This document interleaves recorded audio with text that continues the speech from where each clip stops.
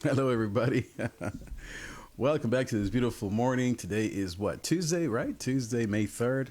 Almost Cinco de Mayo. Shout out to all of my Cinco de Mayo people out there on this beautiful day. As I said, what a joyous week. Today we're talking about why it's so hard to speak your truth, why it can be so difficult, uncomfortable, especially if you're an empath, a feeler, a creative, someone who is very intelligent in terms of their emotional IQ or their EQ.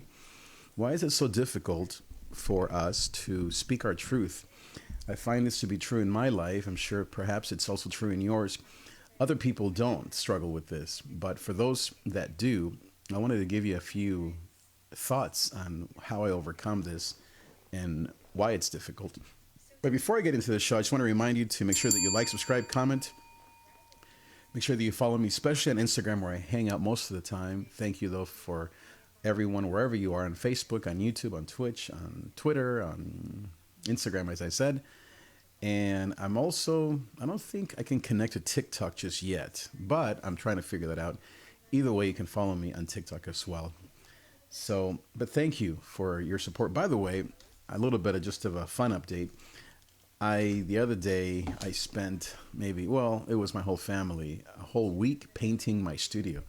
So next door here, I have my podcasting and music production studio, which is amazing. By the way, if you would like to record or to be a part of our beautiful studio music called Victorious Records, then I invite you to come and check it out. You can check all those links in the bottom of this video. But it was good. Now, the only problem is that the paint, it wasn't cheap or anything. We bought it at Dunn Edwards, I think, yes. But man, the smell is so strong. It's been a week, almost 2 weeks, and it's still there. So leave me a comment if you know how to get rid of that smell. But it's been awesome to take care of the house. We also worked with my friend, Tom. Shout out to my friend Tom, my father-in-law's friend Tom, who came and worked. We worked together on fixing part of the fence where our beautiful dog Daisy has been destroying the fence. So now we just have to paint it and blah, blah, blah. Now, speaking of projects, I got a refund yesterday. Who loves refunds? Not a tax one. We did get a couple $100 of tax refund, but by the grace of God, I got another refund that I wasn't expecting. That was actually a lot more than our quote tax refund. And so with those funds, we're going to, of course, give and be generous, as we always are, to family and to our church, etc. But we're going to then get a few buckets of paint and fix up the fence because it needs to be painted, and maybe get a few things. I mostly want to get a shade for that area because it gets a lot of sun, especially at 4 p.m. when we're home and we want to hang out there. So I'm thinking of doing a few of those fun projects. It's fun to do projects, right? What are the projects that you're working on? So let's get into this. But before, I guess, another little announcement. So I started a brand new podcast that you may want to check out. You can go to iTunes, Spotify, all those places, YouTube. It's called From Pastor to Life Coach. I think that's what I'm going to stick with. I may change it to From Creative to Life Coach, from the 9 to 5 to Life Coach, something like that, because it's not just for spiritual leaders or pastors. It's for anyone who is transitioning. You could be in your 20s, you can be in your 30s, 40s, 50s, at midlife, 60s, 70s, wherever you're at, beyond. Anyone who's transitioning in this huge, what do they call it? This great not great recession, but great recession. No. I mean, resetting. So the statistics are that mostly, of course, middle class and maybe white collar people, but I think everyone feels it the same way, that 25% of the workforce is making a transition. And so I want to be a guide and tell you how I also am and have been making a transition. It officially started last year, summer or so, but it really has been happening for about 10 years. And so how I've been able to make the transition to more of a life coach, music producer, media producer, the difficulty of that financially, as well as just kind of identity and all these things, and then but also the successes and kind of how I've been doing that, so that you can have some encouragement if you are just stressed and you're thinking of, you know, that there's it's time to make a change, but you don't know exactly if you can or how, and you're worried about finances and all those normal things. But hopefully I can be an example to you. And by the way, if you would like my one-on-one coaching, which is really the thing that I love to do the most, then make sure you go to davidTrig.com/coaching. It's also at the bottom of this video, and sign up for a one-on-one coaching session. And it's only $1,000 a month. I mean, excuse me, a year. So even better than a month, obviously. And you can sign up, or you can sign up for a mastermind, which is a group coaching call. We do it all through Zoom, through all these technical, amazing tools. And we can do one-on-one if you're maybe in your 20s and you're trying to figure out this new economy and purpose and finances and kind of what is out there that you can do as a creative, as an entrepreneur, as a spiritual person, as a teacher and educator. And or maybe you're already doing something, but you just need that support to not give up, to endure, to persevere. And so you can sign up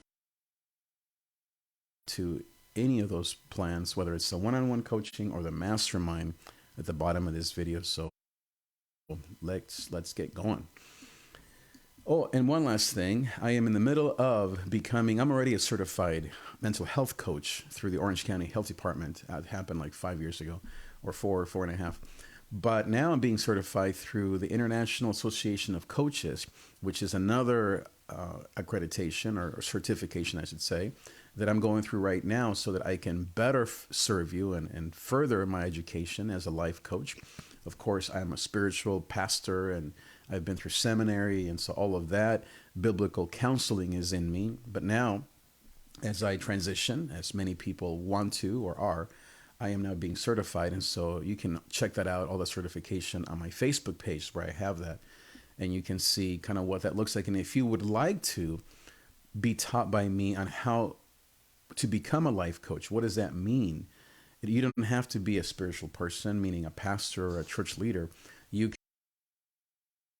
can be a coach in whatever thing that you're really talented in. And especially if you are always someone that people go to for advice, you just kind of have that natural gifting of teaching, knowledge, discernment, of care and empathy, then I would love to teach you how to do the same. And for that, that coaching is $1,000 a month. That's the one I was thinking of at the beginning. And that is also a mastermind. But that one is more specific to people who want to make the transition and who want to be a life coach themselves. So you can sign up for any of those programs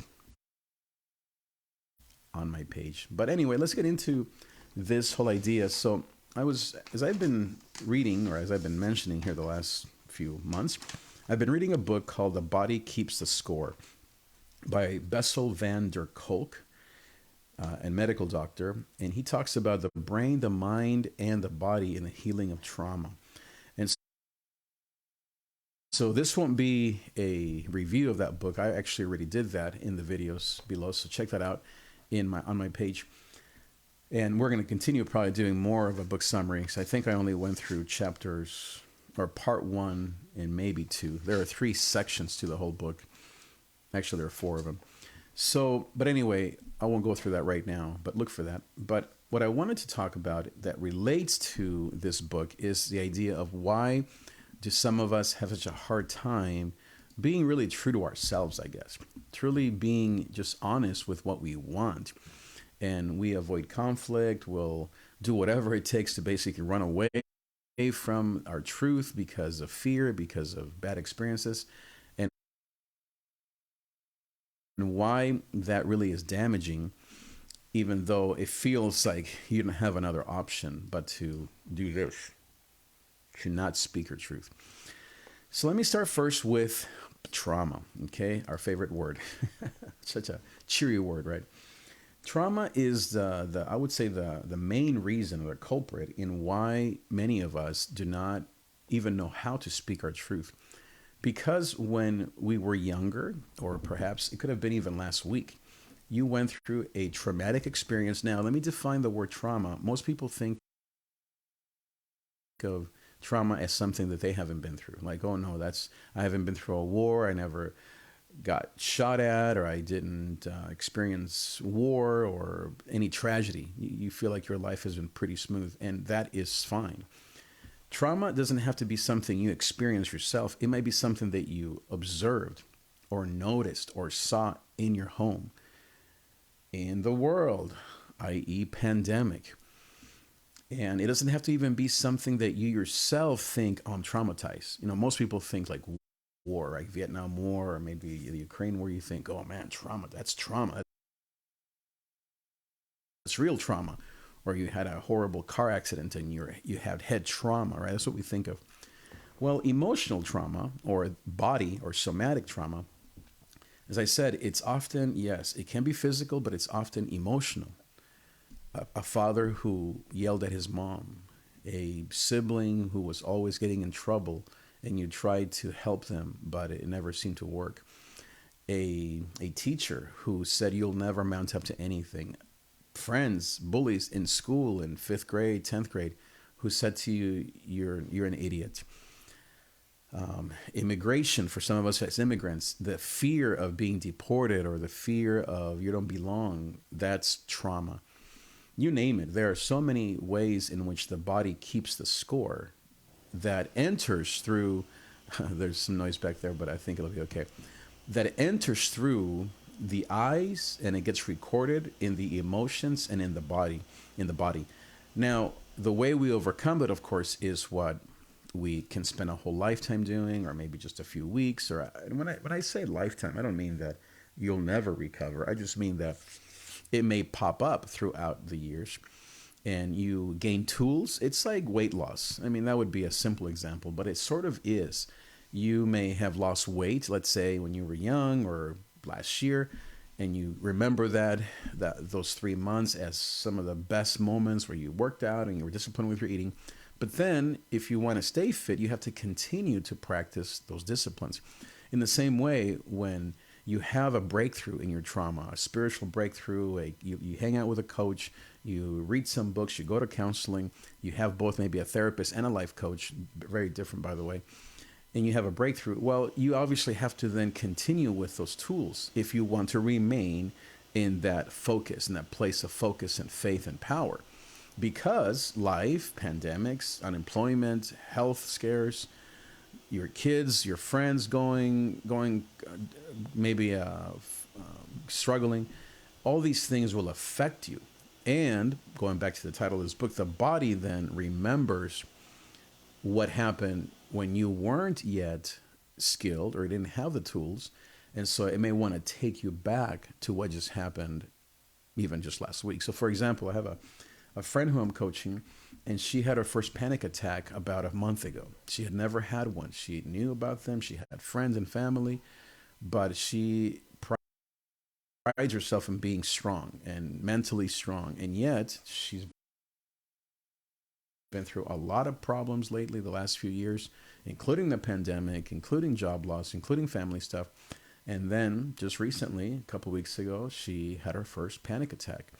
Now her fear is not the panic attack, is the mind telling her, oh, you're broken, you're screwed up, this is going to happen again, it's going to happen again, and you're not going to be able to handle it, because having panic attacks is no fun, right? And so that's an example of how the body keeps the score of the trauma. Yes, going through a panic attack while you're driving, or while I have another client that I'm helping, she's also in her early 20s, or maybe even younger. And she had her first panic attack while driving. And the same thing. It's, of course, you don't want to experience like you feel like you're having a heart attack, or you can't focus and you're driving at 80 miles an hour, 60, whatever, on the freeway. So, of course, we want to avoid those things. My point is, though, that's a very clear example of how the body keeps the score.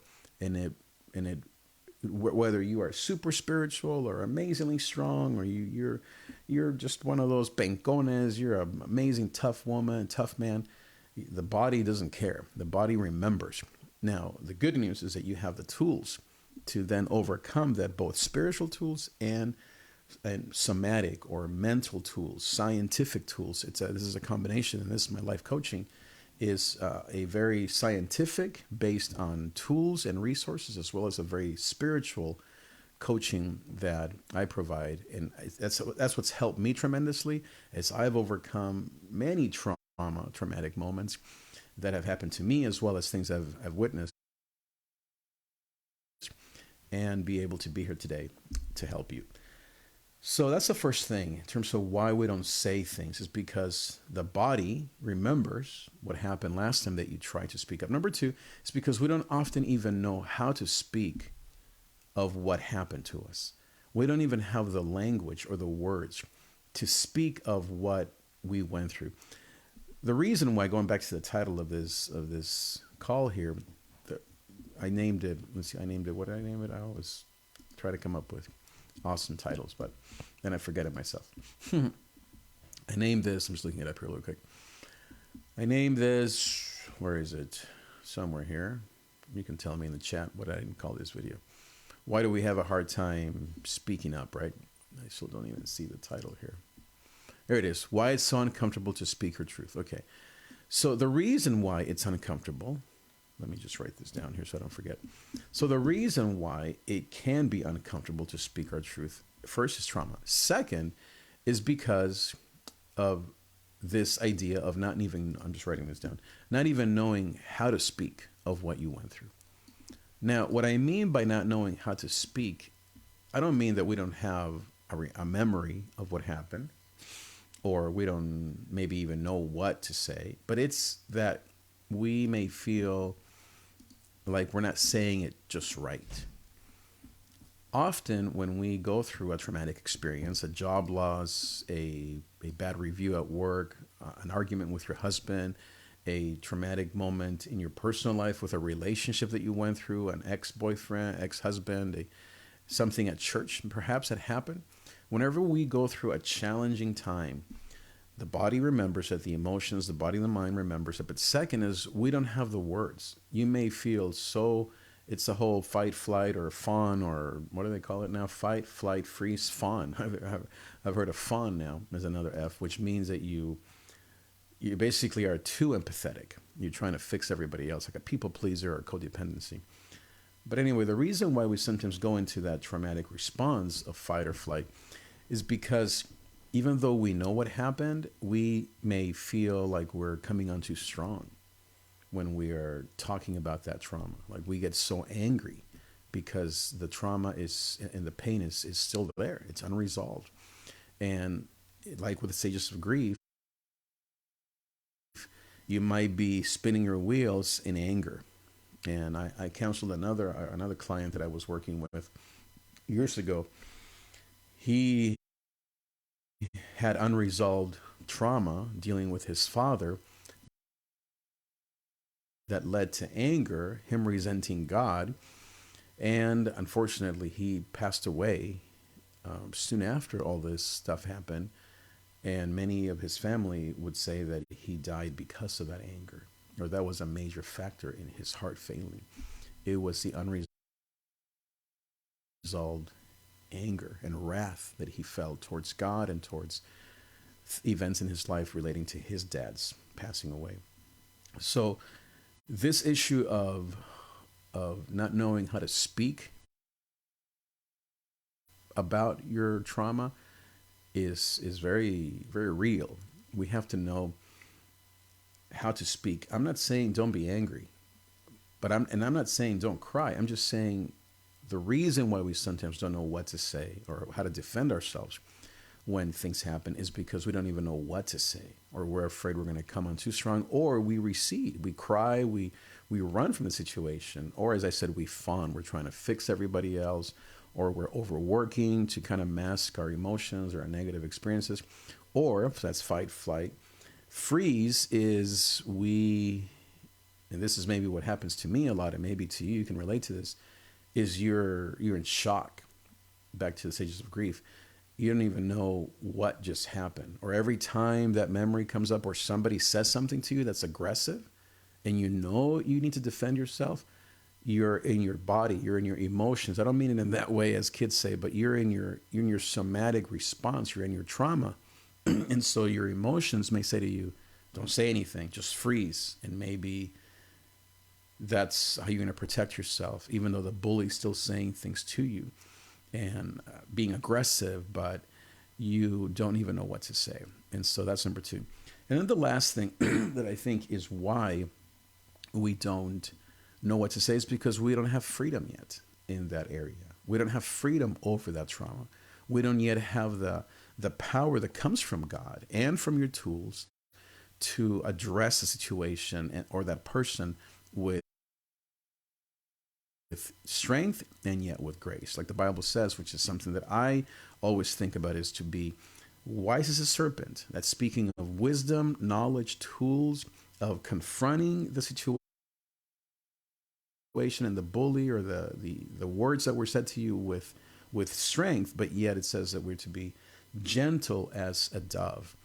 And so that deals with the spirit, is you have a spiritual fortitude or reservoir or base that controls your anger, but also empowers you to speak up, that controls your fear, but also empowers you and sustains your courage. So that's, I would say, maybe the most important reason why we sometimes don't know what to say. It's because we haven't yet received the power from above in that area. You may have a great skills physically. Excuse me, I'm gonna sneeze. Hey. Excuse me. No pandemic here. It's just a normal sneeze. Excuse me for that. I hope it wasn't loud in the microphone. I couldn't get to my volume button there. But by the way, I do have a volume button. There it was. Anyway, so the reason why we sometimes don't know what to say or we don't speak is because we don't have yet the spiritual power to have the wisdom and uh, the sharpness of mind to know what to say and the clarity in the moment. You're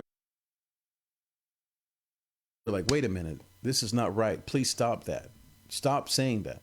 And yet, the kindness and gentleness to be self restrained, to practice self control, to apologize perhaps if you need to come back to the situation with grace and with love. So, all of those things are very important to be able to not be so uncomfortable to speaking your truth. And but as I said, this can be very difficult for many people because we're empaths. We're people who love, or you know that you're kind of someone who can come on very strong and very abrupt with people, and so you have to guard your words or protect what you're saying. In the Enneagram, this is maybe just a little sidebar here. The the people who are in the body triad that deal with anger, I would say the 8, 9, and 1s, if you know the Enneagram. By the way, I'm also certifying in the Enneagram. And so if it basically it's like a personality, Myers-Briggs, all these things that are more common. But what I love about the Enneagram tool and instrument is that it's a spiritual and scientific tool combining both. So anyway, but if you're familiar with that, if you're an 8, a 9, or a 1, these are the body types. They tend to deal with anger in as their kind of their shadows, their unconscious motivation. But what I admire about them, especially the 8, yeah, probably the 8, but all three of them, is that they're very quick to understand what they're feeling, especially frustration. And the 8 is very amazing and skilled at saying and speaking things how they are without the kind of the hangover that the rest of the numbers feel, or without the fear or the people pleasing that the rest of the numbers tend to give into. And so the 8, 9s, and 1s, they'll see something that they know it's not right and they'll speak on it. They'll confront that person, but they do it because they're in their peace, back to the spirit, because they have been empowered in that area by God, by tools, by life, etc., they do it and you almost feel thankful. Have you ever been beaten up? I don't mean physically, but maybe someone who spoke very a tough love kind of thing, and you actually thank them for it? You kind of leave that conversation saying, man, thank you for beating me up, in terms of confronting words. Now, I'm not talking physical here. Those are the people that I think many of us empaths long to be like. Now, we will never be exactly like that, but we can learn from them because they have that as a strength. We that are heart types, our strength is love, empathy, color, flowers, beauty. Those that are in the logic triad, their magic power or the superpower is systems and thinking and wit and discernment and knowledge. We all have all three, but we all tend to lean towards one more than the other. But anyway, so people who are in the body triad, they're able to confront things in a way that is admirable to the rest of us because they're in their body. They're not having a Hulk monster kind of outburst, nor are they whimpering and running away from the situation. They're present. They're in their strength. It's empowered by God. Is not always empowered by God. It does have its excess, but it's empowered by God, and it helps other people see, like what the Bible says, that everything that we do needs to be producing love. Whatever we do, if you're not using your talent for good, if it's actually hurting someone else, you can't just use the excuse, well, that's just how I am. If it's hurting the other person, the group, the church, the relationship, then you're not using it properly. You're being in your sin, in your fallenness, in your shadow. We have to all, as I said, through tools and spirit, science and spirit, mind and soul, heart and skill, all these things, we have to, at the end of the day, produce love. It says that the ultimate, there's faith, hope, and love, but the greatest of all these three gifts, faith is amazing, hope is amazing, love is love. And so everything that you do, that's really the quickest test. Did it, even if you're saying powerful, quote, tough words, so it's called tough love, is it producing in the person love? Now, what is love? Doesn't mean that they're going to hug you and say high five, thank you for telling me that I need to work out more or get up early or get to work on time. You may not think, oh, that's just happy thoughts, but in your gut, in your essence, you know that what that person said to you is what you need. And that's the beauty of speaking your mind. And I would say maybe that is the speaking a little bit on why it's so important to speak our mind and to resolve this thing of being uncomfortable, is because first, it gives you power, but second, it helps the other person to grow, to change. One of my mentors, about 2 years ago, I came to him and I said, I don't know what to do with this situation. I have these real people that are saying all these horrible things about me. And I was in my whimpering mode, like teary and not really, I wanted to come on strong, but I was battling with being too upset and not saying enough, all these things. He said to me, Trig, you have to give them a haircut. When someone punches you, you have to punch them back spiritually or verbally or in energy. We're not talking physically. We're not talking about violence. God and Jesus and really all of life is against violence. We have to be people of peace at all times. But I think what I never learned, going back to uncomfortable speaking your mind or your truth, is the value of an eye for an eye, even in spiritual contexts. Because when I do it, I see the positive effects that it has on the other person and on me. But when I don't work out of eye for an eye, tooth for a tooth, and I work out of you win, you're right, I'm going to run, then I feel horrible. And truly, there is no love. And so I've learned, and I've been practicing this now for about 10 years. I was really bad at it, and now I'm a lot better. Still at times struggle. Still at times I think, shouldn't I went too much or I didn't say enough. But I'm definitely way better. But I remember the first time that I practiced. I've been doing some coaching and therapy and reading and just growing spiritually on this very topic.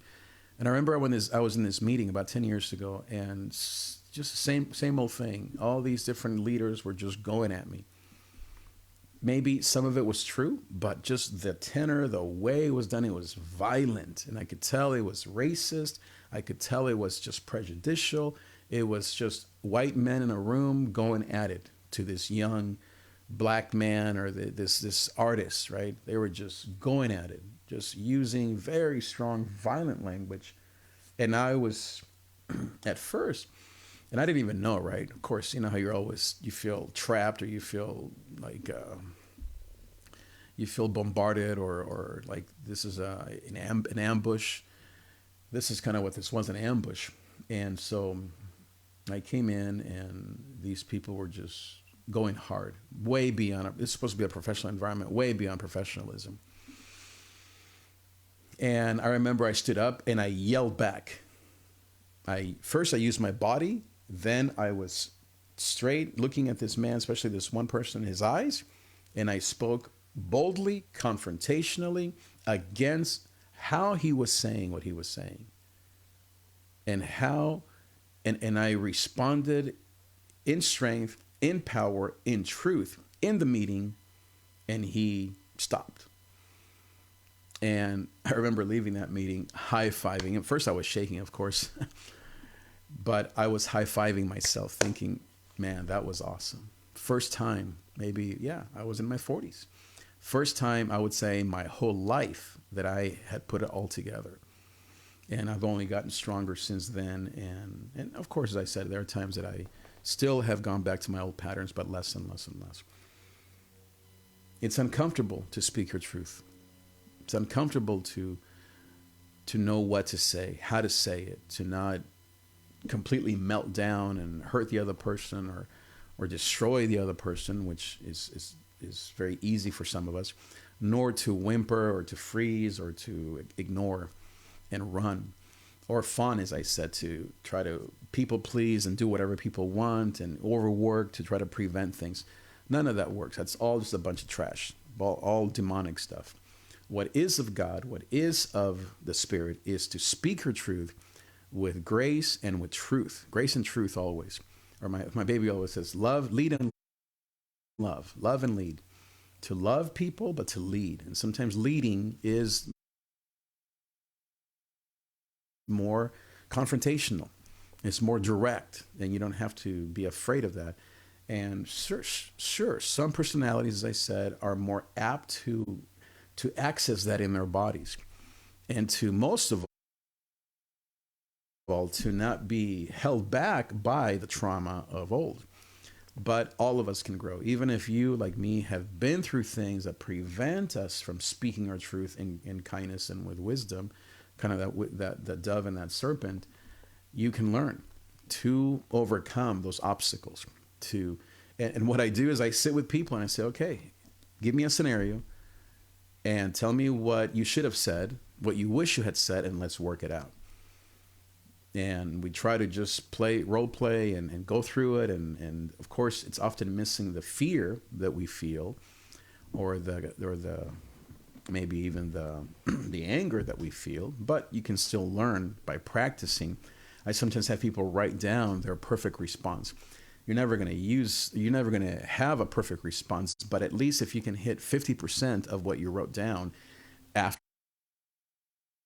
the fact, then you can learn from that. And so those are the things that we do in one-on-one coaching or mastermind. The classes that I do, I hold them both in person, but most of it on Zoom. It really is the best way, or it could be FaceTime or whatever it is.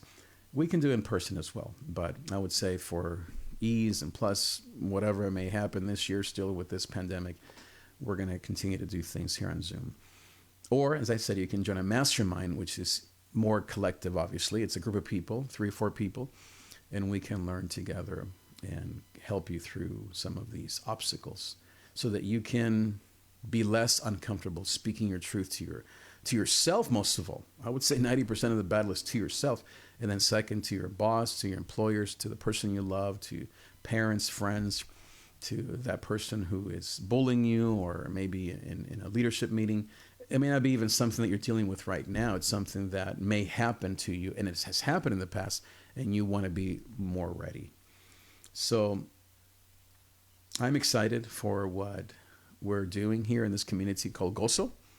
Gozo means joy, by the way, and this is a community. Those cups that I have back there that you see, all of those yellow cups and happy faces. I started this movement, this ministry, this life coaching school about, man, it's been maybe 10, 12 years. And I called it Gozo, which means joy, because that's really at the end of the day what I want to give you, and what I've received is joy. And the verse that I use is, though there is pain in the night, Gozo comes in the morning, joy comes in the morning.